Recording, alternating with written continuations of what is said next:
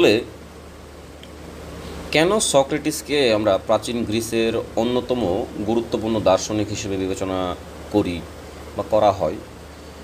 কেন তার নৈতিক অনুসন্ধানের যে পদ্ধতিগুলো আছে, সেগুলো কিভাবে সেই সময়ের প্রাচীন যে গ্রিক সমাজ এবং আধুনিক যে সমাজ সেটার মধ্যে প্রভাব ফেলতেছে, এবং একই সাথে আমাদের যে বাংলাদেশের যে সমসাময়িক যে সমাজ, সেখানে সক্রেটিসের দর্শনের যে প্রাসঙ্গিকতাটা সেটাকে আমরা কিভাবে দেখতে পারি।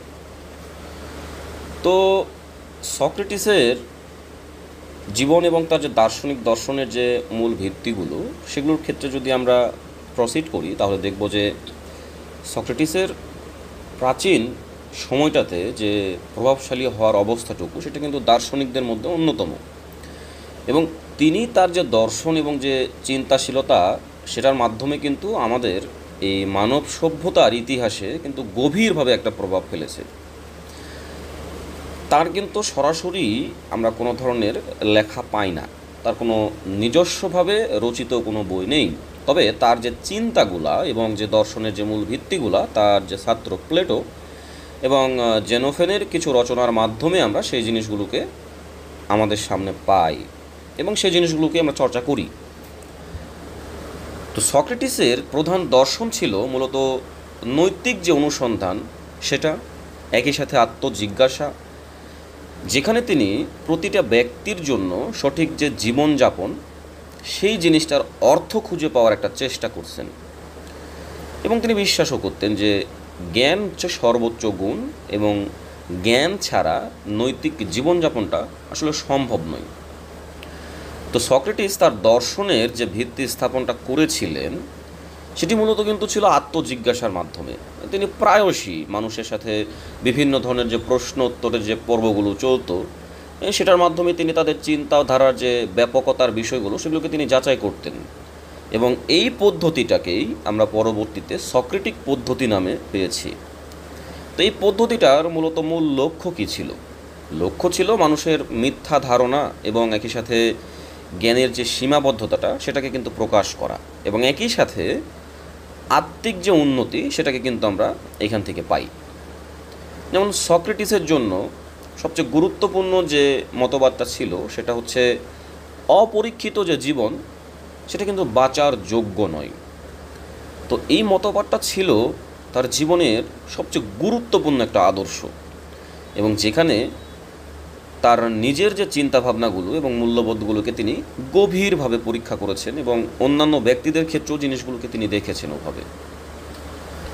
তো এই যে সক্রেটিসের যে দর্শন, সেটা কিভাবে প্রাচীন গ্রিক সমাজে প্রভাব ফেলেছিল এবং আধুনিকতার এই সময়টাতে এসেও সেটার প্রভাবটা কেমন? তো সক্রেটিসের যে দর্শন চর্চা, সেটা কিন্তু প্রাচীন যে গ্রিক সমাজ এবং পরবর্তীতে আমরা যে আধুনিক যে দার্শনিক চর্চার যে পরিস্থিতিটা, সেটাতে কিন্তু বিশাল একটা প্রভাব পেয়ে যায়। যেমন প্রাচীন গ্রিক সমাজের সেই সময়টাতে ধর্মীয় এবং যে রাজনৈতিক যে বিশ্বাসের পরিস্থিতিটা, সেটাকে কিন্তু সক্রেটিসের যে অনুসন্ধানের যে পদ্ধতিটা, সেটা কিন্তু এক ধরনের চ্যালেঞ্জ সৃষ্টি করেছিল। কিভাবে? তিনি বিভিন্ন সামাজিক এবং নৈতিকতার যে প্রশ্নগুলো উপস্থাপন করতেন, সেগুলোর প্রেক্ষিতে জিনিসগুলো চলমান যে চ্যালেঞ্জগুলো, সেটার সম্মুখীন হয়েছিল। যেমন তিনি প্রশ্ন করতেন যে সত্য কী, ন্যায় বিচার কীভাবে সংজ্ঞায়িত করা যেতে পারে, এবং একই সাথে আমাদের ব্যক্তিদের যে জীবনযাপনের যে অবস্থাটুকু বা উদ্দেশ্য, সেটা আসলে কী। তার এই যে প্রশ্নগুলো, সেটার মধ্য দিয়ে তিনি সেই সময় যে অ্যাথেনিয়ান যে সমাজ, সেখানে কিন্তু একটা বিপ্লবী দৃষ্টিভঙ্গি প্রতিষ্ঠা করার চেষ্টা করেছেন, এবং শেষ পর্যন্ত তার ওই যে বিপ্লবী দৃষ্টিভঙ্গিটা তার বিচার এবং মৃত্যুরও কারণ হয়ে দাঁড়াইছে। এটাও আমরা দেখব। তো সক্রেটিসের যে দার্শনিক যে চিন্তাধারাটা, সেটা কিন্তু তার যে শিক্ষার্থী ছিল, তাদের মধ্যে কিন্তু বিকাশ পেয়েছিল আর কি বিষয়গুলো। বিশেষ করে আমরা প্লেটো, অ্যারিস্টটল, এদের মাধ্যমে কিন্তু জিনিসগুলো আরও বিস্তারিত পরিস্থিতিটা দেখতে পারি। যেমন প্লেটোর বিভিন্ন বইগুলোতে আমরা রচনাগুলোর মধ্যে সক্রেটিসের যে নৈতিক অনুসন্ধানের যে জায়গাটা এবং একই সাথে গণতন্ত্রের যে একটা সংশয়বাদ, এটা কিন্তু আমরা বর্তমান সময়টাতে যে রাজনৈতিক দর্শন, সেটার মধ্যেও কিন্তু পেয়ে যাই। একই সাথে অ্যারিস্টটল সেই সময়ে তার চিন্তাধারায় সক্রেটিসের যে নৈতিকতার যে প্রভাব, সেটাকে তিনি লক্ষ্য করেছেন এবং সেটাকে তিনি আরও গভীরভাবে অনুসরণ করেছেন এবং সেটাকে আরও অনুসন্ধান করেছেন তিনি। তো সক্রেটিসের এই যে প্রভাব পরবর্তীকালে দার্শনিকদের মধ্যে কিভাবে আসে, যেমন ইমানুয়েল কান্টের মধ্যে আমরা বিষয়গুলোকে পাই, স্টুয়ার্ট মিলের মধ্যে পাই, তো ফ্রেডরিক নিটশের মধ্যে আমরা জিনিসগুলোকে পাই, এবং এই জিনিসগুলো গভীরভাবে তাদের মধ্যে প্রভাবটা দিয়েছিল। এবং সেখান থেকে আমরা আসলে কি পেয়েছি, নৈতিকতা এবং স্বাধীন যে চিন্তার গুরুত্বটা সেটাকে কিন্তু আমরা স্পেসিফিকভাবে পেয়েছি। তো এটার মধ্যে আধুনিক যে দার্শনিক যে গবেষণাটা, সেইখানে কিন্তু সক্রেটিসের দর্শনের যে নৈতিক এবং সামাজিক যে দায়িত্বের জায়গাগুলো আমরা খুঁজে পাই, সেটার মধ্যে ব্যক্তিগত স্বাধীনতার কথা বলি অথবা গণতান্ত্রিক মূল্যবোধের কথা বলি, সেটা কিন্তু গভীরভাবে সম্পর্কযুক্ত থাকে। বিশেষ করে আমরা যখন সক্রেটিসের যে অনুসন্ধানী যে পদ্ধতিটা আজকের আমাদের যে সমালোচনামূলক বিভিন্ন ধরনের চিন্তাধারার মধ্যে নিয়ে এসে আলোচনা করি, তো সেটা কিন্তু আমরা বিভিন্ন শাখায় কার্যকরভাবেই সেটার কিন্তু ফলাফলটাকে পাই, এবং সেখানেও কিন্তু নতুন প্রশ্ন অ্যারাইজ হয়ে থাকে এবং সেটার পরবর্তীতে আরও চর্চা চলতে থাকে, চলমান। তো বাংলাদেশে সক্রেটিসের যে দর্শনের যে প্রাসঙ্গিকতা সেটা ঠিক কেমন? আজকে বাংলাদেশের আমাদের যে সমাজ, যেখানে নৈতিকতার একটা বিশাল সংকট, একই সাথে রাজনৈতিক বিভাজনের জায়গাটাকেও আমরা দেখতে পাচ্ছি, এবং সামাজিক যে একটা অসমতা সেটাও কিন্তু বিরাজ করতেছে এর মধ্যে। সেখানেই সক্রেটিসের যে অনুসন্ধানী পদ্ধতি এবং নৈতিক যে দৃষ্টিভঙ্গির জায়গাটা সেটা কিন্তু বিশেষভাবে গুরুত্বপূর্ণ হয়ে উঠছে। একই সাথে আমাদের বাংলাদেশে যে গণতন্ত্রের যে বিকাশ, সেটার ক্ষেত্রে কিন্তু বিভিন্ন ধরনের চ্যালেঞ্জ বর্তমানের সময়টাতে। এই 2024-এ এসে আমরা যখন অক্টোবর মাসের সর্বশেষ ফলাফলটুকুকে নিয়ে আমরা অ্যাভারেজ বা গড় মান দাঁড় করাচ্ছি এই গণতন্ত্রের বিকাশের ক্ষেত্রে, সেখানে কিন্তু আমরা রাজনৈতিক অস্থিরতা বলি, দুর্নীতি বলি, মানবাধিকার লঙ্ঘনের মতো বিষয়গুলোকে বলি, এগুলো কিন্তু অনেক প্রাসঙ্গিক হয়ে উঠছে আলোচনার জন্য। তো সেক্ষেত্রে সক্রেটিসের যে মতাদর্শ, বিশেষ করে নৈতিক অনুসন্ধান বলি বা সত্যের সন্ধান বলি, সেই জিনিসগুলো কিন্তু বাংলাদেশের প্রেক্ষাপটে নৈতিক নেতৃত্ব, একই সাথে সামাজিক যে দায়িত্ববোধ, এগুলোকে কিন্তু আরও পরিস্ফুটিত করতে কিন্তু দিক নির্দেশনা দিতে পারে। তো সক্রেটিসের যে আত্মজিজ্ঞাসা, সেটার পদ্ধতিটা বর্তমান বাংলাদেশের যে শিক্ষা ব্যবস্থাটা, সেটার ক্ষেত্রে কিন্তু খুবই প্রাসঙ্গিক। যেমন বাংলাদেশের শিক্ষা কমিশনের জায়গাটা প্রশ্নবিদ্ধ, শিক্ষা ব্যবস্থার বিষয়টা প্রশ্নবিদ্ধ। যেমন আমাদের ক্ষেত্রে যেটা আরও বেশি প্রাসঙ্গিকভাবে সমালোচনায় থেকেই যায় সবসময়, যে আমাদের দেশের শিক্ষা ব্যবস্থাটা হচ্ছে মুখস্থ বিদ্যার উপর নির্ভরশীল, যেখানে শিক্ষার্থীদের মধ্যে সমালোচনামূলক যে চিন্তা বলি, আত্মজিজ্ঞাসা যে সুযোগ বলি, এগুলো কিন্তু খুবই সীমিত। এবং সক্রেটিসের অনুসন্ধানী যে পদ্ধতিটা শিক্ষার্থীদের মধ্যে কিন্তু গভীরভাবে চিন্তা করার যে জায়গাটা, নিজস্ব মতামত গঠনের যে জায়গাটা, সেটাতে কিন্তু একটা খুবই বড় ধরনের প্রভাবক হিসেবে কাজ করতে পারে। এবং একই সাথে বাংলাদেশের সমাজে যে নৈতিক সংকট বর্তমানে আমরা দেখতে পাচ্ছি, প্রশাসনিক সেক্টর বলি, সেটা আমাদের শাসন ব্যবস্থার সেক্টরটাতে বলি, দুর্নীতি, নৈতিক মানদণ্ডের যে অবক্ষয়ের জায়গাটা, সামাজিক ন্যায় বিচারের অভাব, এই সব সমস্যাগুলোকে কিন্তু আমরা সক্রেটিসের যে নৈতিক দর্শন, সেটার দ্বারা প্রাসঙ্গিক একটা সমাধানের জায়গা চিন্তা করতে পারি। তাহলে বাংলাদেশে যে সক্রেটিসের যে দর্শনের প্রয়োগটা, সেটার ক্ষেত্রে নৈতিক শিক্ষা, সামাজিক দায়িত্ববোধ, এগুলো বৃদ্ধি পাওয়ার ক্ষেত্রে আমরা কী কী ধরনের কার্যকরী পরিস্থিতিটাকে চিন্তা করতে পারি। একই সাথে এটার মাধ্যমে আমাদের যে রাজনৈতিক স্থিতিশীলতাটা নিয়ে আসার জন্য কীভাবে প্রভাব হিসেবে কাজ করতে পারে, সাথে নৈতিক যে মূল্যবোধ এবং গণতান্ত্রিক যে সংস্কৃতি, সেটা বিকাশে কীভাবে সহায়তা হতে পারে। তো সেক্ষেত্রে সক্রেটিসের যে জীবন এবং তার যে সমসাময়িক সময়গুলোতে কিছু প্রশ্ন যদি আমরা এভাবে করি, যে সক্রেটিসের জীবনের মূল বৈশিষ্ট্যগুলো কী ছিল, এবং প্রাচীন যে গ্রিক সমাজ, সেই সমাজের সামাজিক এবং রাজনৈতিক পরিবেশটা কেমন ছিল, এবং ওই যে রাজনৈতিক এবং সামাজিক যে পরিবেশটা সেই সময় বিরাজ করেছিল, সেই ব্যাপারগুলো সক্রেটিসের চিন্তাভাবনায় কেমন প্রভাব ফেলেছিল, কেন এবং কিভাবে সক্রেটিসের যে বিচার এবং মৃত্যুদণ্ড সে জিনিসটা ঘটেছিল, সেটার মূল প্রভাবকটা কী ছিল, সামাজিক, রাজনৈতিক। একই সাথে সক্রেটিসের নৈতিক যে আদর্শটা, সেটাকে কিভাবে তার সময়ের সেই রাজনীতির সাথে সম্পর্কিত ছিল, সে ব্যাপারগুলোকে আমাদের ভেবে দেখার প্রয়োজন আছে। তো সক্রেটিসের যখন জন্ম এথেন্সে, খুব একটা সাধারণ পরিবার, এবং তার পিতা সফ্রনিকাস তিনি কিন্তু পাথর কেটে শিল্পকর্ম তৈরি করতেন, এবং তার মা তিনি কিন্তু ছিলেন ধাত্রী। তো তার এই যে পরিবারের যে প্রাথমিক জীবন সেটা কিন্তু খুবই সহজ ছিল। তো এই কারণেই সক্রেটিসের মধ্যে আমরা কোনো ধরনের আভিজাত্যের যে পরিস্থিতির জায়গাটা সেটা কিন্তু কখনো পাই না কোনো রচনার মধ্যেও। তো এই যে সাধারণ জীবনযাপনের যে ধারাটা, সেটার মধ্যে যে চিন্তাধারাগুলো তিনি অ্যাডাপ্ট করেছিলেন সেটা কিন্তু তার উপর প্রভাব ফেলেছিল, এবং পরবর্তীতে সেটাই কিন্তু আমরা তার দর্শন এবং নৈতিকতার যে চিন্তাগুলো সেগুলোর মধ্যে কিন্তু পাই। তবে তার শৈশবে এবং যুবক বয়সে সক্রেটিসের যে শিক্ষা জীবন, সেটা কিন্তু খুব বেশি আমরা স্পেসিফিক কোনো ইনফরমেশন বলি বা প্রামাণ্য বলি সেটা কিন্তু পাই না। সক্রেটিস যেমন নিজেকে কোনো ধরনের প্রতিষ্ঠিত বলা যায় যে শিক্ষার যে অংশটা সেটার সাথে কিন্তু সংযুক্ত করে উনি, বরং তিনি যে এথেন্সের যে বিভিন্ন রাস্তার যে মোড় বলা যায় বা বাজার যেটা বলি আমরা, সেখানে কিন্তু সাধারণ মানুষদের সাথে নৈতিকতা, জ্ঞান, সত্য এই সব কিছু নিয়ে কিন্তু আলোচনা করতেন। এবং তিনি বিশ্বাস করতেন যে জ্ঞান কেবলমাত্র ওই সময়ের যে ব্যক্তিগুলো অভিজাত হিসেবে পরিচিত তাদের মধ্যে শুধু সীমাবদ্ধ নয়, বরং সাধারণ মানুষের মধ্যেও জ্ঞানের সন্ধান পাওয়াটা সম্ভব। তো সক্রেটিসের সময়কালে এথেন্স কেমন ছিল? সেটা ছিল গ্রিক সভ্যতার একটা কেন্দ্র, এবং একই সাথে এটা শক্তিশালী নগর রাষ্ট্র ছিল। সেটি গণতান্ত্রিক শাসন ব্যবস্থা বলি, তারপরে ইকোনমিক ডেভেলপমেন্ট বলি বা কালচারাল ইমপ্রুভমেন্ট বলি, সেটা কিন্তু এথেন্সকে গ্রিক সমাজের একটা কেন্দ্রে প্রতিষ্ঠা করেছিল। তবে এই যে সময়কালে এথেন্সের যে রাজনৈতিক পরিস্থিতি সেটা কিন্তু খুবই অস্থির ছিল, অর্থাৎ খুবই কেওয়াস ছিল সেখানে। যেমন পেলোনোসীয় যে যুদ্ধ, সেই সময়টাতে মোটামুটি এথেন্সের যে রাজনৈতিক অবস্থাটা সেটা কিন্তু দুর্বল হয়ে পড়ে। যেমন স্পার্টার সঙ্গে যে যুদ্ধের অবস্থাটা সেটা কিন্তু এথেন্সের যে গণতন্ত্র সেটাকে কিন্তু হুমকির মুখে ফেলে দেয়, এবং সেখানে কিছু শাসক, তাদেরকে আমরা বলতাম 30 জনের বা 13।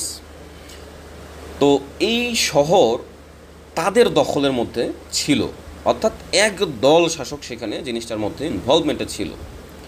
তো সক্রেটিস এই যে রাজনৈতিক এবং সামাজিক যে পরিবেশের মধ্যে তার যে নৈতিক অনুসন্ধানটা চালিয়েছেন, সেটার মধ্যে তিনি বিশ্বাস করতেন যে গণতন্ত্রের যে ভুল প্রশাসন এবং অসৎ রাজনীতিবিদরা, তারা হচ্ছে ওই সময়টাতে এথেন্সকে কী করে তুলতেছে, দুর্বল করে তুলতেছে। তো তার চিন্তাভাবনা এবং প্রচারিত যে নীতিগুলা সেগুলো কিন্তু অনেক সময় আমাদের যে প্রচলিত যে ধর্মীয় বিশ্বাস বলি বা এথেন্সের যে গণতন্ত্রের পরিস্থিতিটা বলি সেটা কিন্তু অনেক বিপরীতে চলে গেছিল। তো সক্রেটিস সে সময় বিশ্বাস করতেন যে ব্যক্তিগত যে নৈতিক উন্নতিটা এবং একই সাথে আমাদের যে আত্মজিজ্ঞাসার যে পরিস্থিতিটা সেটার মাধ্যমেই কিন্তু সমাজের কী করা সম্ভব, উন্নতি করা সম্ভব। তো তিনি জনসম্মুখে যখন প্রশ্ন করতেন যে কিভাবে আমরা ন্যায়বান হতে পারি এবং সত্য জিনিসটা আসলে কি, এই ধরনের প্রশ্নের উত্তরগুলো যখন খোঁজার চেষ্টা করতেন, তার এই নৈতিক অনুসন্ধানের কারণে তিনি দেখা গেছে যে সেই সময় যারা গণতন্ত্রের সমর্থক ছিল তাদের সাথে বিরোধে জড়িয়ে পড়েছিলেন, এবং পরবর্তীতে কিন্তু এটার কারণে তার যে বিচার এবং মৃত্যুদণ্ডের যে বিষয়গুলো সেটার একটা প্রভাব হিসেবে দাঁড়াইছিল। যেমন সক্রেটিসের ক্ষেত্রে যদি বিচার এবং মৃত্যুদণ্ডের যে অবস্থাটাকে যদি আমরা দেখি, এটা কিন্তু বিশেষ একটা ঘটনা আমাদের পৃথিবীর সভ্যতার ইতিহাসে। তো সক্রেটিসকে ধর্মদ্রোহ এবং যে যুব সমাজ সেটাকে বিভ্রান্ত করার একটা অভিযোগ তোলা হলো সেই সময়টাতে, এবং সেটার জন্য তাকে বিচারের সম্মুখীন করা হলো।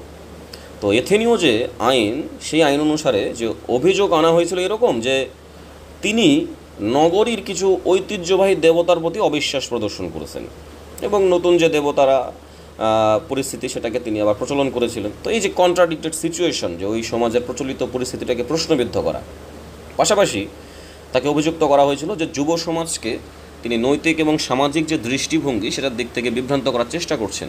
মূলত এটা ছিল কিন্তু রাজনৈতিকভাবে একটা প্রভাবিত হওয়া একটা বিচার অবস্থাটা, যেখানে সক্রেটিসকে এথেন্সের যে প্রচলিত ধর্মীয় এবং রাজনৈতিক যে ব্যবস্থাটা সেটার বিরুদ্ধে দাঁড় করানোর একটা পরিস্থিতিতে তাকে শাস্তি দেওয়ার অবস্থাটা করা হয়েছিল আর কি। তো সক্রেটিস বিচার চলাকালে নিজের পক্ষে আত্মপক্ষ সমর্থন করতে কিন্তু তিনি অস্বীকার করেছিলেন, কারণ তিনি নিজের নৈতিক দৃষ্টিভঙ্গি বলা যায় বা সত্যের প্রতি তার যে অবিচল থাকার যে প্রবণতাটা, সেটার প্রতি তিনি জীবন উৎসর্গ করতেও প্রস্তুত ছিলেন। এবং সেই প্রেক্ষিতে তার একটা বিখ্যাত সংলাপ আমরা অ্যাপোলজিতে পাই, যে তিনি তার নিজের আত্মপক্ষ সমর্থনের সময় বলেছিলেন যে অপরীক্ষিত জীবন বেঁচে থাকার যোগ্য নয়।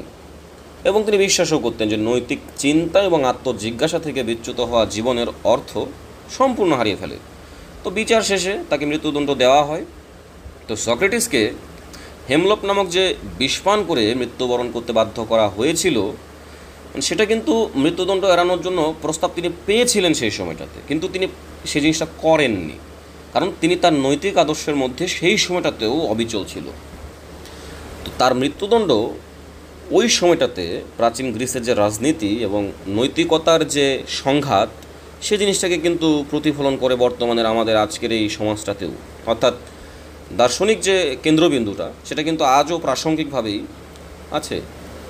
এবং সক্রেটিসের নৈতিক আদর্শ এবং রাজনীতির মধ্যে যে গভীর সংযোগের জায়গাটা ছিল, সেটার মধ্যে মানুষের যে ব্যক্তিগত উন্নতির জন্য যে পরিস্থিতিটা অপরিহার্য, সেটাকে তিনি প্রমোট করতেন।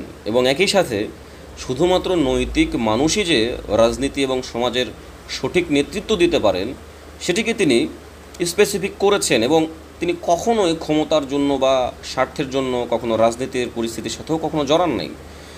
বরঞ্চ তিনি তার যে অনুসন্ধানমূলক যে পদ্ধতিটা, সেটার মাধ্যমে কিন্তু এথেনীয় যে সমাজ ছিল, সেই সমাজটাকে কিন্তু তিনি কি করেছেন, তাদের যে নৈতিক অবস্থান এবং ওই সময়কার মানুষদের যে জীবনধারাটা, সেটা নিয়ে তিনি প্রশ্ন করেছেন। এবং সেটার মধ্যে থেকে আমরা বেশ কিছু নৈতিক আদর্শের যে প্রধান কিছু দিক পাই, যেমন এরকম যে আত্মজিজ্ঞাসা এবং নৈতিক সিদ্ধান্ত গ্রহণ, এটা আসলে কিভাবে আমাদের সাথে সম্পর্কযুক্ত থাকে। সক্রেটিস যে বিশ্বাস করতো যে অবশ্যই নৈতিক সিদ্ধান্ত গ্রহণের আগে অবশ্যই একজন ব্যক্তিকে তার নিজের জীবন এবং মূল্যবোধের যে ব্যাপারগুলো আছে, সেগুলোকে নিয়ে গভীরভাবে চিন্তা করতে হবে। এই যে অনুসন্ধানমূলক পদ্ধতিটা, সেটার মাধ্যমে কিন্তু তিনি ব্যক্তিগত এবং সামাজিক যে নৈতিকতাটা, সেটাকে তিনি যাচাই করতেন। তার মানে এই একটা ফ্রেম কাঠামো, যেটার মাধ্যমে আমরাও আমাদের সমাজের যে প্রাসঙ্গিক পরিস্থিতিটা বর্তমানের ক্ষেত্রে, সেটা কিন্তু করতে পারবো। একই সাথে যে অজ্ঞতার যে স্বীকারোক্তির জায়গাটা, সেখানে তিনি এভাবে দেখতেন বিষয়গুলোকে, যে জ্ঞানের সন্ধানী হোক। তার মানে তিনি বিশ্বাস করতেন যে প্রকৃত জ্ঞানী ব্যক্তি নিজেও জানেন এবং তিনি কত অল্প জানেন সেটাও তিনি জানেন। তো এই যে চিন্তাধারা তাকে রাজনীতির যে প্রচলিত একটা স্বার্থ গোষ্ঠী বলি বা দুর্নীতিগ্রস্ত যে আচরণ বলি, সেটার কিন্তু বিরোধী করে তুলেছিল। এবং এই যে নৈতিক শুদ্ধতার জন্য তিনি তার যে অজ্ঞতাটা, সেটাকে তিনি স্বীকার করতেন সরাসরি, এবং অন্যান্যদেরও সেই পথেই কিন্তু পরিচালিত হওয়ার জন্য যে তাগাদা দেওয়া বলি, সেটাকেও তিনি পরিচালনা করছেন।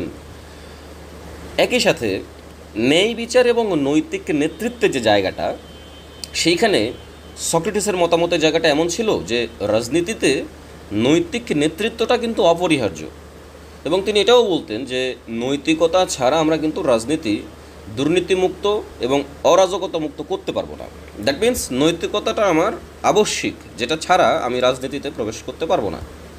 তো ওই সময়টাতে এথেনে যে গণতন্ত্রের পরিস্থিতিটা ছিল, সেটা কিন্তু ছিল দুর্নীতিগ্রস্ত, এবং রাজনীতির প্রতি সক্রেটিসের নিজের কিন্তু একটা বিরোধিতা ছিল। এবং সেটার জায়গাটা কিসের দিক থেকে? অবশ্যই যে আমাদের যে নৈতিকতার যে পরিস্থিতি, সেটাকে কেন্দ্র করে। এবং একই সাথে সেই সময়ে যে শাসক গোষ্ঠী ছিল, তাদের যে নৈতিকতার যে ব্যাপারটা এবং তাদেরও যে নৈতিকতার দিক থেকে একটা অভাব আছে, সেটাকেও কিন্তু তিনি প্রশ্ন করে জিনিসটাকে সামনে তোলার চেষ্টা করতেন। তো এই জন্য দেখা যায় যে সক্রেটিসের যে দর্শনটা, তার সময়ের যে রাজনীতি, সেটার সাথে কিন্তু সরাসরি সংঘর্ষে লিপ্ত ছিল। এবং এথেনীয় যে সমাজ, সেখানে ধর্ম বলি, তারপরে পলিটিক্স বলি বা রাজনীতি বলি, বা আমাদের যে নৈতিকতার যে পরিস্থিতিটা বলি, সেটা কিন্তু সম্পৃক্ত ছিল একটা কাঠামোর মধ্যে। এবং এই যে প্রথাগত যে কাঠামোগুলো, সেটার বিরুদ্ধেই কিন্তু সক্রেটিস সরাসরি প্রশ্ন করেছেন, প্রশ্ন তুলেছেন এইসবের বিরুদ্ধে। এবং সেটার প্রতি তিনি কি জোর দিয়েছেন? তিনি জোর দিয়েছেন অনুসন্ধান, আত্মজিজ্ঞাসার প্রয়োজনীয়তার জায়গাটা, এবং একই সাথে নৈতিক নেতৃত্বের উপর তিনি জোর দিয়েছেন। এবং তাকে প্রচলিত যে রাজনীতির যে বিরোধী করে তোলার জায়গাটা, সেটাও কিন্তু এই কারণেই হয়েছে। এবং তার মৃত্যুর কারণটাও কিন্তু ঠিক একইভাবে এসেছে। তো মোটামুটি এই যে সক্রেটিসের যে নৈতিক অনুসন্ধান এবং দর্শনের যে প্রাথমিক যে ব্যাপারগুলো, সেটার মধ্যে আমরা আসলে কিভাবে আমাদের পরিস্থিতিটাকে রিলেট করতে পারি। যেমন সক্রেটিসের যে অনুসন্ধানমূলক পদ্ধতি, সেটার আসলে মূল বৈশিষ্ট্যটা কী ছিল, একই সাথে নৈতিকতা এবং জ্ঞানের মধ্যে যে সম্পর্কটা, সেটাকে তিনি কীভাবে স্থাপন করেছিলেন বা সেটাকে সম্পর্কটা কীভাবে তিনি ডেভেলপ করেছিলেন, কেন সক্রেটিস শুধুমাত্র আত্মজিজ্ঞাসা যে ব্যাপারটা সেটাকে কেন গুরুত্ব দিতেন, এবং প্লেটো এবং অ্যারিস্টটল কীভাবে সক্রেটিসের যে চিন্তাধারাগুলো সেগুলোকে বিকাশ এবং প্রচারের জায়গাটুকুকে নিয়েছিলেন। তো সক্রেটিসের যে নৈতিক অনুসন্ধানের যে পদ্ধতিটা, সেটাকে কিন্তু আমরা মূলত প্রশ্নোত্তরের মাধ্যমে আলোচনা করা এবং সত্যের সন্ধানে উৎসাহিত করার ব্যাপারেই কিন্তু জিনিসটাকে কাজে লাগাচ্ছি।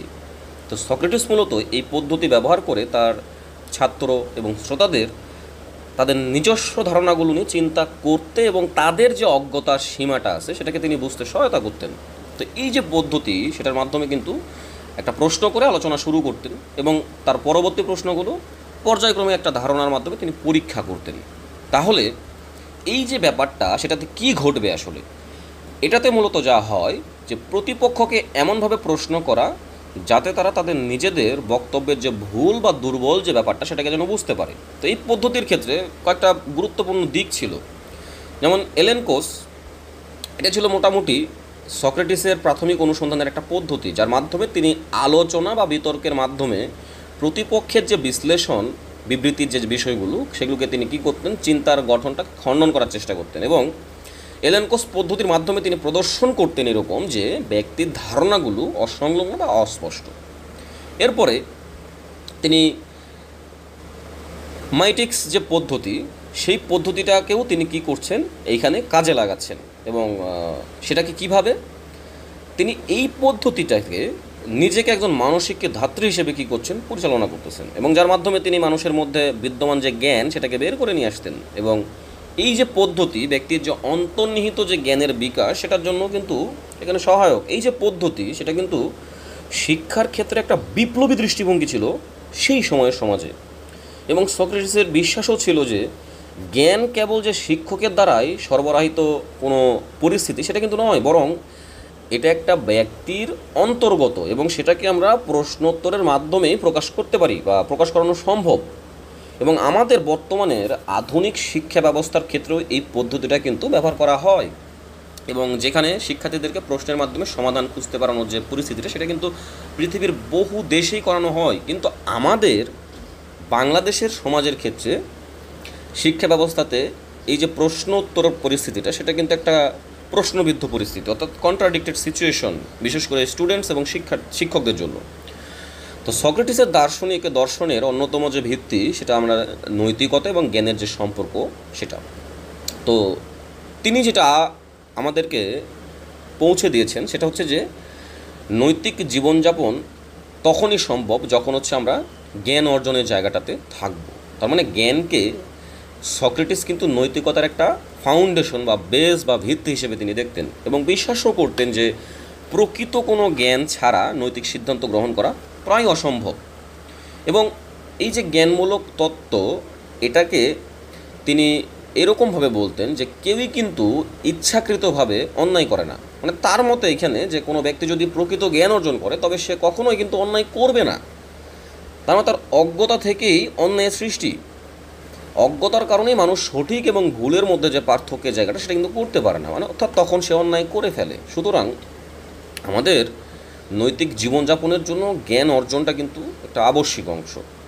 তো সক্রেটিসের এই যে চিন্তাগুলো, সেটা কিন্তু আধুনিক আমাদের যে নৈতিক দর্শন সেটাতে কিন্তু ব্যাপক প্রভাব ফেলেছে এবং এখনও সেটা আমাদের ব্যক্তি চিন্তার মধ্যে আত্মবোধের ক্ষেত্রে কিন্তু আমরা সেই কৌশলগুলোকে কাজে লাগাই।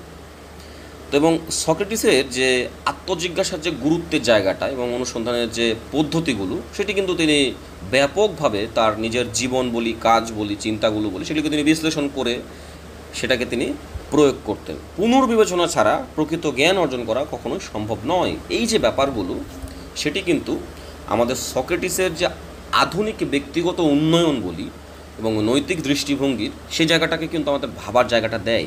তার মানে বর্তমান সময়টাতে আমরা ব্যক্তি হিসেবে যখন নিজের জীবন এবং কাজের সম্পর্কে আত্মজিজ্ঞাসার যে পরিস্থিতিটা, সেটার মাধ্যমে যখন বিশ্লেষণ করব, তখনই কিন্তু আমরা জ্ঞান এবং মূল্যবোধের যে পরিস্থিতিটা সেটাকে কিন্তু আরও কিন্তু ইমপ্রুভ করতে পারবো। তো এখন সক্রেটিসের যে চিন্তা সেটা কিভাবে প্লেটো এবং অ্যারিস্টটলের মাধ্যমে আমাদের মানব সভ্যতার মধ্যে প্রচারিত হলো। সক্রেটিস তার যে দার্শনিক চিন্তাধারাটা সেটা কিন্তু তার শিক্ষার্থী প্লেটো এবং প্লেটোর শিক্ষার্থী অ্যারিস্টটল এদের মাধ্যমে কিন্তু ব্যাপকভাবে প্রচার করেছে এবং হয়েছে আমাদের এই পৃথিবীর চলমান মানব সভ্যতার মধ্যেও। সক্রেটিস নিজে কোনো রচনা লেখেনি এবং প্লেটো তার শিক্ষক সক্রেটিসের যে দার্শনিক আলাপগুলো সেগুলো কিন্তু কী করতেন, লিখে রাখতেন। তো প্লেটোর বিখ্যাত সংলাপগুলোর মধ্যে আমরা কী কী পাই, ফাইডো পাই, ক্রিতো পাই, অ্যাপোলজি পাই। এগুলো কিন্তু তিনি কি করেছেন, মূলত মানব জীবনে যে নৈতিক অনুসন্ধানের যে ব্যাপারগুলো মানে সেগুলোকে তিনি কিন্তু ফাইন্ডিংস করেছেন এবং আত্মজিজ্ঞাসার সেখানে আমরা বিশদ ব্যাখ্যাগুলো পাই। যেমন প্লেটোর সাথে সক্রেটিসের ঘনিষ্ঠতা ছিল কিন্তু খুবই বেশি। তিনি সক্রেটিসের যে দার্শনিক যে চিন্তাগুলো অর্থাৎ প্লেটো সেটাকে কিন্তু তিনি কী করতেন, লিপিবদ্ধ করতেন এবং নিজের যে চিন্তাভাবনার জায়গাটা সেটাকে কিন্তু একত্রিত করে আমাদের পৃথিবীকে নতুন একটা দৃষ্টিকোণ দেওয়ার চেষ্টা করতেন।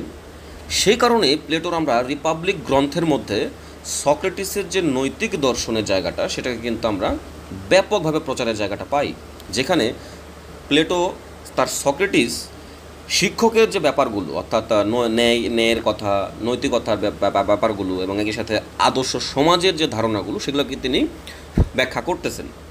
এবং একই সাথে অ্যারিস্টটল তিনি আবার প্লেটোর শিক্ষার্থী, অর্থাৎ সক্রেটিসের চিন্তাভাবনাগুলো তার নিজস্ব পদ্ধতিতে তিনি আবার বিকাশ করেছেন।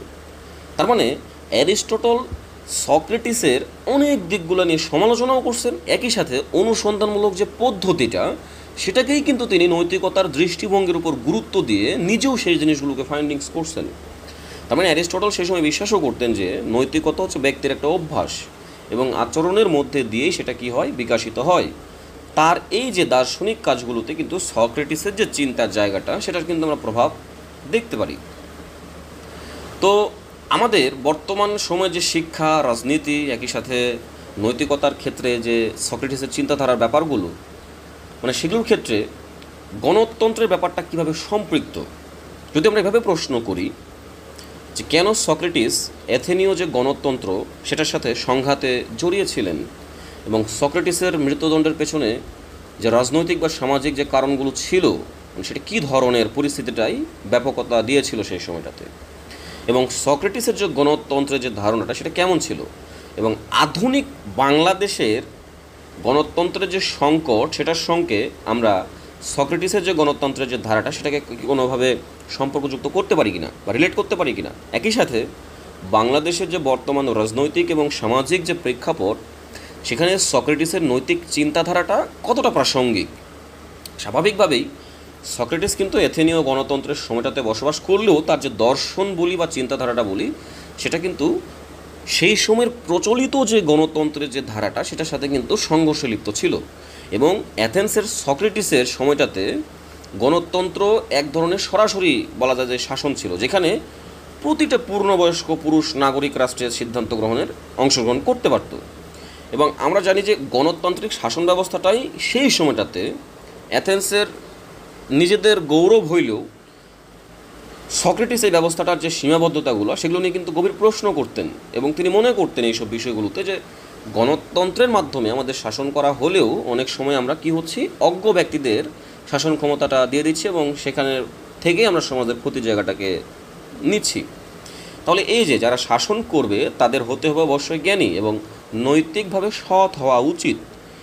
এই যে ব্যাপারগুলো সেটাই কিন্তু সক্রেটিসের দিক থেকে গণতন্ত্রের যে জনপ্রিয়তাটা সেই সময় ছিল সেটার দ্বারা কিন্তু বলা যায় যে বিরুদ্ধে চলে গেলেন তিনি। তো সক্রেটিসের যে শিক্ষাদান প্রক্রিয়াটা সেটার মূল লক্ষ্যটা ছিল কিন্তু তার অনুসারী যারা ছিল সেই সময় যারা জ্ঞান চর্চা করত তাদেরকে কিন্তু নৈতিকভাবে সচেতন করে তোলা এবং জ্ঞানী করে তোলাটা কিন্তু তার অন্যতম লক্ষ্য ছিল। এবং তিনি সরাসরি কোনো রাজনৈতিক ক্ষমতার জন্য কখনো আন্দোলনও করেননি সেই সময়টাতে, এবং একই সাথে তিনি কখনো এইসব ভুল প্রক্রিয়ার মধ্যে নিজেকে জড়ায়ও নেননি। কিন্তু তার যে নৈতিক অনুসন্ধান এবং শিক্ষার মাধ্যমে তিনি অ্যাথেনীয় সমাজে যে প্রচলিত রাজনৈতিক এবং সামাজিক কাঠামো সেগুলোকে নিয়ে তিনি প্রশ্ন করতেন বারবার। তো তখনকার অ্যাথেনীয় গণতন্ত্রে সাধারণ মানুষের মধ্যে যে নৈতিক জ্ঞান এবং বুদ্ধিমত্তা থাকার যে কার্যকারিতাটা সেটা কিন্তু ছিল না। সেক্ষেত্রে তার যে শিক্ষার্থী তারা কিন্তু ওই যে এথেন্সে যে প্রচলিত সমাজ সেটার বিতর্কের কেন্দ্রে ছিলেন।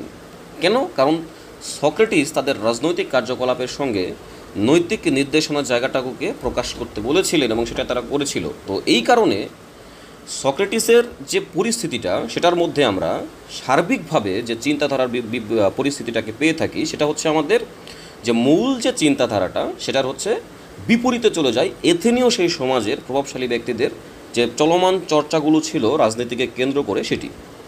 এই জন্য সর্বশেষ সময়টাতে আমরা তাকে দেখেছি যে তাকে ধর্মদ্রোহ বলা হয়েছিল এবং একই সাথে এথেনীয় যেদের চলমান সেই সময়টাতে যে দেবতারা ছিল তাদেরকে দেখা গেছে যে সক্রেটিস অবিশ্বাসের জায়গাটা প্রকাশ করেছেন এবং সেই দিকটাকে কেন্দ্র করে আমাদের যে প্রচলিত পরিস্থিতিটা সেটার মধ্যে তার বিরুদ্ধে কি আনা হলো, অভিযোগের জায়গাটা আনা হলো।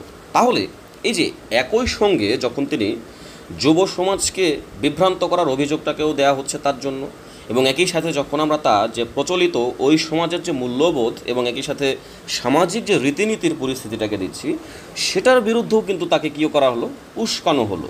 তো এই ব্যাপারগুলোকে কেন্দ্র করেই কিন্তু সেই সময়টাতে সক্রেটিসকে দেখা গেল যে মৃত্যুদণ্ডের জায়গাটুকুকে দেওয়া হলো। তো বর্তমানে আমাদের যে গণতন্ত্রের শাসনের জন্য যে জ্ঞান এবং নৈতিকতার জায়গাটা অপরিহার্য, সেই জিনিসটাকে তিনি বিশ্বাস করতেন কিসের ভিত্তিতে?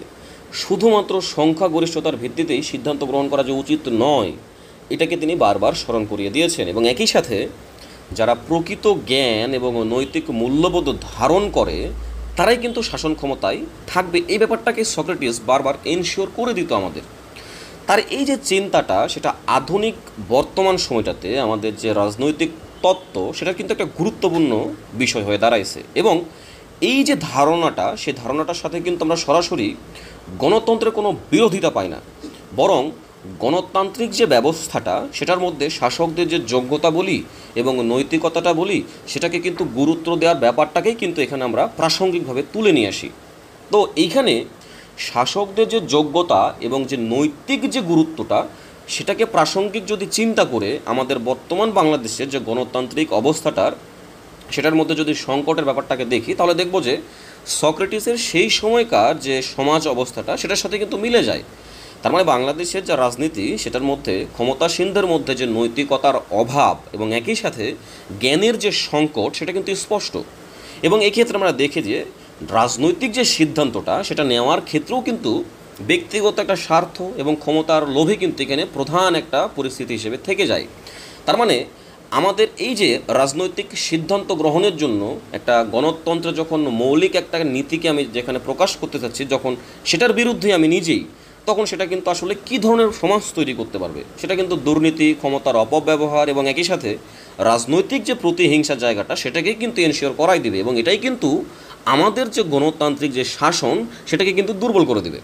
তার মানে বাংলাদেশের রাজনৈতিক নেতৃত্বে সক্রেটিসের মতো যদি নৈতিক এবং জ্ঞানভিত্তিক যে চিন্তাধারার পরিস্থিতিটা সেটাকে যদি আমরা প্রয়োজনীয়তাটায় নিয়ে আসি তাহলে আমরা কি দেখব যে গণতন্ত্রটা শুধুমাত্র ব্যক্তির সংখ্যা নয়, বরং সমাজের সঠিক যে নৈতিক ভিত্তির উপর দাঁড়িয়ে থাকার ব্যাপারটাকে চর্চা করতে হবে সেটাকে কিন্তু এনশিওর করাই দেয়। তার মানে বাংলাদেশে আমাদের এই যে নৈতিকতার যে অভাব গণতন্ত্রের সংকটের দিক থেকে সেটা কিন্তু এখন বর্তমানের ক্ষেত্রে একটা চলমান আলোচনা। এবং এইখানকার রাজনৈতিক প্রেক্ষাপটের দিক থেকে আমরা যখন রাজনৈতিক কোনো নেতা তাদের প্রেক্ষাপটটাকে দেখতেছি, তাদের কিন্তু নৈতিক শুদ্ধতার অভাবের কারণেই তাদের দ্বারা গণতন্ত্রটার যে ভিত্তিটা সেটা কি হয়ে যাচ্ছে, দুর্বল হয়ে যাচ্ছে। দ্যাট মিনস এইখানে জনগণের মধ্যে যে আস্থার জায়গাটা রাজনীতির সাথে রাজনীতিবিদদের, এটি কিন্তু একটা সংকটময় পরিস্থিতি তৈরি করাচ্ছে। তো বাংলাদেশের যে বর্তমানে রাজনৈতিক এবং সামাজিক পরিবেশের সাথে এই যে সক্রেটিসের নৈতিক চিন্তাধারার যে সম্পর্কের জায়গাটা সেটাকে আমাদের অভ্যস্ততায় নিয়ে আসার চেষ্টাটা দিতে হবে, চিন্তা করতে হবে এবং নির্ভরশীলের জায়গাটা চিন্তা করার চর্চাটা আমাদেরকে দিতে হবে। তো সেক্ষেত্রে আমরা কী ধরনের পরিস্থিতিটাকে আমরা সরাই দিতে পারবো এবং নতুন চর্চা জায়গাটাকে নিয়ে আসতে পারবো? যেমন আমাদের দুর্নীতিগ্রস্ত অবস্থার জায়গাটা, রাজনৈতিক যে হানাহানির জায়গাটা, একই সাথে ক্ষমতার অপব্যবহারের যে জায়গাটা সেটা কিন্তু একটা স্থিতিশীলতার অবস্থার ক্ষেত্রে কিন্তু হুমকি। তার মানে সক্রেটিসের মতামতে আমরা যদি একটা সমাজের নৈতিক নীতির অভাব দেখতে পারি, সেখানকার রাজনৈতিক প্রক্রিয়াটা কিন্তু দুর্বল হয়ে পড়বে, এটাই স্বাভাবিক। দ্যাট মিন্স বাংলাদেশের যে দুর্নীতি এবং ক্ষমতার অপব্যবহারের জায়গাটা, এটা কিন্তু এই যে নৈতিকতার যে অভাবের জায়গাটাকে আমরা দেখতে পাচ্ছি, এটার কিন্তু সরাসরি একটা প্রতিফলন। তার মানে দেশের রাজনৈতিক নেতাদের মধ্যে যদি জ্ঞান বলি এবং একই সাথে নৈতিকতার জায়গাটাকে বলি, সেটা যদি মজবুত না হয়, তবে কিন্তু আমাদের কী হবে, গণতন্ত্রের টিকে থাকাটা কিন্তু খুবই কঠিন এই জায়গাটায়। তাহলে এইখানে সক্রেটিসের যে চিন্তার জায়গাটা, সেটাকে কেন্দ্র করে যদি আমরা আমাদের রাজনীতির যে জায়গাটা, সেটাকে যদি উদ্দেশ্য করে আমরা প্রসিড করি, তাহলে দেখা যাবে যে নৈতিক শাসনের জায়গাটা যেটা, সেটা প্রতিষ্ঠা করার একটা দৃষ্টিভঙ্গি পাবো আমরা। কিন্তু বাংলাদেশের ক্ষেত্রে সার্টিন স্টেজে নৈতিক শাসনের যে অভাবটা, সেটা কিন্তু স্পষ্ট, যেটা আমাদের বর্তমান সমাজের ক্ষেত্রে ন্যায় বিচার প্রতিষ্ঠার পথে একটা বাধা সৃষ্টি করাচ্ছে। এবং সক্রেটিসের নৈতিক চিন্তা বলি এবং তার যে গণতন্ত্রের যে ধারণাটা, সেটা কিন্তু একটা দিক নির্দেশনার জায়গাটা আমাদের বাংলাদেশের বর্তমান সেক্টরটাতে কিন্তু দিতে পারে। তো সক্রেটিসের যে নৈতিক দর্শন, সেটা কিভাবে আমাদের আধুনিক বিশ্বে প্রভাব ফেলতেছে, এবং প্লেটোর যে রচনাগুলো আমরা পাই, সেখানে সক্রেটিসের যে নৈতিক চিন্তা এবং রাজনৈতিক যে মতামতগুলো, সেগুলোকে কিভাবে আমরা উপস্থাপন করতে পারি, এবং একই সাথে বাংলাদেশের যে সামাজিক ন্যায় বিচারের যে ক্ষেত্রটা, সেখানে নৈতিকতাটা কী ধরনের চ্যালেঞ্জ তৈরি করতেছে বর্তমানে, এবং বর্তমানে বাংলাদেশের যে অবস্থাটা, সেটাতে সক্রেটিসের নৈতিক দর্শনের প্রাসঙ্গিকতার জায়গাটুকু আমরা কিভাবে নিয়ে আসতে পারবো। স্বাভাবিকভাবেই যে সক্রেটিসের যে অনুসন্ধানমূলক পদ্ধতি এবং তার যে অবস্থাটুকু তিনি বিরাজ করার চেষ্টা করেছেন সেই সময়ে সমাজে অনুসন্ধানের মাধ্যমে, সেটা কিন্তু আজকে আমাদের যে শিক্ষা বলি, বিচার ব্যবস্থা বলি, মানে সেটার ক্ষেত্রেও কিন্তু প্রাসঙ্গিক, এবং সমালোচনামূলক চিন্তা বলি বা বুদ্ধিবৃত্তিক যে অনুসন্ধানটা বলি, সেটার ক্ষেত্রেও কিন্তু খুবই গুরুত্বপূর্ণ। এবং আমরা যে একটু আগে বললাম যেটা, যে ইচ্ছাকৃতভাবে কিন্তু কেউ অন্যায় করে না, বরং অন্যায়ের মূলে যদি আমরা কিছু পেয়ে থাকি, সেটা কারণটা কি, সেটা হচ্ছে অজ্ঞতা। তো এই ব্যাপারগুলোকে কিন্তু আমরা আরও বেশি এলাবোরেটলি পাই কোথায়, ইমানুয়েল কান্টের ক্ষেত্রে, স্টুয়ার্ট মিলের ক্ষেত্রে, ফ্রেডরিক নিটসের ক্ষেত্রে, তাদের যে রচনাগুলো, সেটার মধ্যে কিন্তু আমরা আরও প্রাসঙ্গিকভাবে বর্তমানে বিশ্বটাকে দেখার দৃষ্টিভঙ্গিটা কিন্তু পাই। এবং সেখানে কিন্তু ব্যক্তিগত বলি বা সামাজিক নৈতিকতাটা বলি, সেটা নিয়ে কিন্তু বর্তমান সময়টাতে আরও বেশি সমালোচনা জায়গাটায় স্পষ্ট এবং চলমান। আমাদের এই যে আধুনিক যে শিক্ষা ব্যবস্থার ক্ষেত্রে বিশ্ববিদ্যালয়গুলোতে যে শিক্ষার্থীদের মধ্যে যখন সমালোচনামূলক চিন্তার বিকাশের জায়গাটাকে আমরা দেখি, সেটা কিন্তু অনেক প্রশ্নবিদ্ধ। দেখা যায় যে অনেক ক্ষেত্রে আমরা সেখানে বিরূপ মন্তব্য দিয়ে ফেলি। তাহলে এটা কেন হয়? কারণ বিশ্ববিদ্যালয়ের পড়াশোনার প্রেক্ষাপটেও একজন শিক্ষার্থীর মধ্যে ওই যে অনুসন্ধানমূলক যে পদ্ধতিটা, সেটা কিন্তু চর্চা হয় না। দ্যাট মিনস শিক্ষার্থীরা কেবল যে তথ্য গ্রহণই করবে না, বরং তারা যে প্রশ্ন করবে এবং তাত্ত্বিক যে বিশ্লেষণটা, সেটাকে যে নিজেদের জ্ঞানকে আরও বিস্তৃত করার প্রক্রিয়াটাকেও কাজে লাগাবে, এটা কিন্তু আমরা এনশিওর করাচ্ছি না। তো এই যে পদ্ধতিটা না থাকার জন্যই কিন্তু আমরা শুধুমাত্র যে ব্যক্তিগত জীবনে যে একটা প্রভাব পাচ্ছি তা কিন্তু না, একই সাথে সমাজে যে রাজনৈতিক এবং সামাজিক যে প্রক্রিয়াগুলো, সেগুলোর মধ্যেও কিন্তু আমরা কী পাচ্ছি, ওই প্রভাবটাকে কিন্তু পেয়ে যাচ্ছি। তো এই যে তখন আমরা যখন যে দেখব যে প্লেটোর সাথে আবার সক্রেটিসের যে নৈতিক চিন্তা যে জায়গাটায়, সেখানে বেশ গুরুত্বপূর্ণ কয়েকটা দিকের মধ্যে যে অনুসন্ধান এবং ন্যায় বিচারের যে স্পষ্ট প্রভাবগুলো, সেগুলোর ক্ষেত্রে কিন্তু দেখছি যে চিন্তাগত জায়গাগুলো কিন্তু আমাদের বর্তমানের ক্ষেত্রেও প্রশ্নের জায়গাগুলোকে সামনে নিয়ে আসে, এবং সেটাকে ভেবে আমাদের ওই ব্যাপারগুলোকে সমাধানের কোনো প্রক্রিয়া ভাবার দরকার বা প্রয়োজন আছে। প্লেটোর যে রিপাবলিক বই, সেখানে কিন্তু আমরা ওই যে সক্রেটিসের যে আদর্শ সমাজের যে ধারণাটা, রাষ্ট্রের সমাজের ধারণাটা, সেটা কিন্তু পাই। এবং সেখানে তিনি নৈতিকভাবে মানুষের যে শাসনটা, সেটাকে কিন্তু উন্নত করার প্রক্রিয়াটা বলতেছেন। এবং একই সাথে সক্রেটিস কিন্তু সেখানে এটাকেও এনশিওর করাচ্ছেন যে ন্যায় বিচার সেটা কিন্তু শুধুমাত্র যে আইনের যে প্রয়োগ, সেটা করলে কিন্তু হবে না, বরং নৈতিকতার যে শুদ্ধতা, সেটার প্রতিফলন থাকতে হবে আমার। অর্থাৎ এই যে আদর্শ রাষ্ট্র, সেখানে যারা জ্ঞানী হবে এবং নৈতিকভাবে যারা সঠিক, তারাই কিন্তু সর্বশেষে শাসক হতে পারবে। তার মানে এই যে প্লেটো তার এই যে চিন্তাধারাটাকে তিনি ফিলোসফার কিং এই তত্ত্বের সাথে তুলে ধরতেছেন, যেখানে তিনি রাষ্ট্র পরিচালনার যে জায়গাটা, সেখানে তিনি একজন দার্শনিককে রাজা হিসেবে চিন্তা করছেন এবং ন্যায় বিচার প্রতিষ্ঠা করার অবস্থাটাকে তিনি প্রকাশ করছেন। তো এই যে গণতন্ত্রের শাসনের যে দায়িত্বটা, সেটা যদি অজ্ঞ মানুষের হাতে চলে যায়, সেটা কিন্তু সমাজের জন্য ক্ষতিকর এবং সেটার ফলাফল আমরা পাচ্ছি। কিন্তু প্লেটো এই যে সক্রেটিসের যে ধারণাটা, সেটাকে তিনি এভাবে তাত্ত্বিকভাবে তিনি আলোচনা দিচ্ছেন এভাবে, যেমন যে সমাজের যে আমাদের নৈতিক এবং জ্ঞানভিত্তিক নেতৃত্বটা সেটা প্রয়োজন আছে, কিন্তু আমরা সব সময় কি সেই জিনিসটাকে পাবো। তো এই যে ব্যাপারগুলো, তো বাংলাদেশের প্রেক্ষাপটে যখন আমরা ন্যায় বিচারের জায়গাটা আসি, সেটা কিন্তু একটা চ্যালেঞ্জের বিষয় হয়ে দাঁড়ায় যে আমাদের যে অর্থনৈতিক বৈষম্য, সাথে সামাজিক যে অসামঞ্জস্যতা, সাথে রাজনৈতিক দুর্নীতির যে পরিস্থিতি, এই সব কিছু কিন্তু ন্যায় বিচারের যে ব্যাপারটা সেটার সাথে প্রাসঙ্গিক।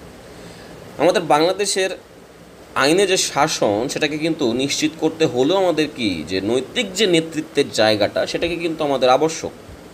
তার মানে দুর্নীতি বলি, রাজনৈতিক ক্ষমতার অপব্যবহার বলি, বা প্রভাবশালীদের স্বার্থ সিদ্ধির যে ব্যাপারটাকেই বলি না কেন, সাধারণ মানুষ ওই ন্যায় বিচার থেকে কিন্তু বঞ্চিত হবে যদি এই ব্যাপারগুলোকে আমরা প্রতিষ্ঠা না করতে পারি।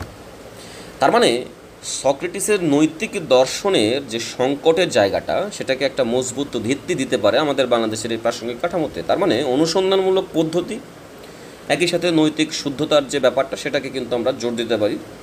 কোন কোন ব্যাপারগুলোতে? সেটা হচ্ছে রাজনৈতিক এবং সামাজিক যে প্রতিষ্ঠানগুলোতে আমরা ন্যায় বিচার প্রতিষ্ঠা করতে চাই সেটার জন্য। তাহলে বর্তমান সময়ে আমাদের দেশের সবচেয়ে বড় সমস্যা জায়গাটা কি? সেটা হচ্ছে যখন দেশে দুর্নীতির জায়গাটা পাচ্ছি আমি, একই সাথে রাজনৈতিক যে অনৈতিকতার মুখোমুখি হচ্ছে সেই জায়গাটা, এবং সেখানে আমি যে ফ্রেম কাঠামো দিয়ে জিনিসটাকে সমাধানের চেষ্টা করবো, সেটা হচ্ছে সক্রেটিসের সেই নৈতিকতা এবং নৈতিক নেতৃত্বের যে প্রয়োজনীয়তার জায়গাটা, সেটাকে কেন্দ্র করে। এবং যখন আমি সক্রেটিসের নৈতিক যে চিন্তাধারাটা, সেটাকে যখন বাস্তবায়িত করার ব্যাপারটাকে নিয়ে আসবো, তখন কিন্তু ব্যক্তিগত এবং সামাজিক যে নৈতিকতার জায়গাটাই, সেইখানে কিন্তু উন্নয়নের মাধ্যমে আমি কী করবো, সামগ্রিকভাবে সামাজিক যে ন্যায় বিচারের যে ক্ষেত্রগুলো আছে, সেগুলোতে কিন্তু আমি একটা ডেভেলপমেন্ট দেখতে পারবো, মানে ইমপ্রুভমেন্ট দেখতে পারবো। এই যে এখানে আমাদের যে আইনের যে প্রয়োগ নৈতিক শুদ্ধতার ভিত্তিতে, এবং একই সাথে সমাজের সকল স্তরে যে সমতা নিশ্চিত করার যে ব্যাপারটা, সেটাও কিন্তু আমরা এইখান থেকে একটা ফ্রেম কাঠামো পাই। তাহলে আমাদের দেশে যে দুর্নীতি বলি, রাজনৈতিক অনৈতিকতার জায়গা বলি, সামাজিক বৈষম্যের ব্যাপারটাকে বলি, এটা কিন্তু আমাদের নৈতিক নেতৃত্বের যে প্রয়োজনীয়তার জায়গাটা, সেটাকেই কিন্তু বারবার স্মরণ করাই দিচ্ছে। আমাদের যে বাংলাদেশের যে শিক্ষার ক্ষেত্রে, সেটার ক্ষেত্রে প্রভাবের জায়গাটাকে বলি, রাজনৈতিক নেতৃত্বের যে নৈতিকতার জায়গা সেটার ক্ষেত্রে বলি, বা সামাজিক ন্যায় বিচারের যে উন্নয়নের জায়গা সেটার ক্ষেত্রে বলি, প্রত্যেকটা ক্ষেত্রেই কিন্তু আমাদের ওই নৈতিক নেতৃত্বের প্রতিষ্ঠাটাই কিন্তু এই প্রাসঙ্গিক সমস্যাগুলোকে আমাদের সমাধান করতে হবে। তাহলে আমাদের এই যে সক্রেটিসের যে দর্শন, এবং সে দর্শনের দিক থেকে আমাদের বাংলাদেশের যে চলমান যে ব্যবস্থাগুলো, অপ বলা যায় যে অপচর্চা যেগুলো, সেগুলোকে আমরা কি করব, সেই পরিস্থিতিগুলোকে আমরা যে গভীর চিন্তার বিকাশে যেটা ব্যর্থ ঘটাচ্ছে, সীমাবদ্ধতা তৈরি করাচ্ছে, এবং একই সাথে শিক্ষার্থীদের মধ্যে যে আমাদের বিভিন্ন ধরনের সমালোচনামূলক চিন্তার একটা ঘাটতি দেখতে পারি, এবং একই সাথে সৃজনশীলতার অভাব জায়গাটা দেখতে পারি। তো এই ব্যাপারগুলোকে আমরা কি করতে পারতেছি না, ইমপ্লিমেন্ট করতে পারতেছি না। কারণ ওই যে আমাদের শিক্ষার্থীদের বলি বা যে কোনো মানুষের বলি, আত্মজিজ্ঞাসা এই জিনিসটা ঘাটতি।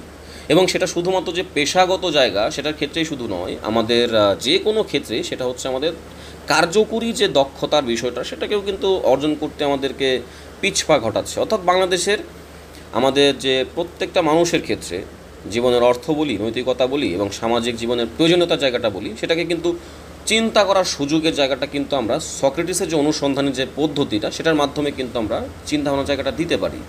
তো ব্যাপকতার দিক থেকে আমরা মোটামুটি সক্রেটিসের যে অনুসন্ধানের জায়গাটা, সেটাকে কাজে লাগিয়ে আমাদের বাংলাদেশের যে প্রেক্ষাপট, সেটাকে আমরা এই ফ্রেম কাঠামোতে এভাবে ভাবতে পারি।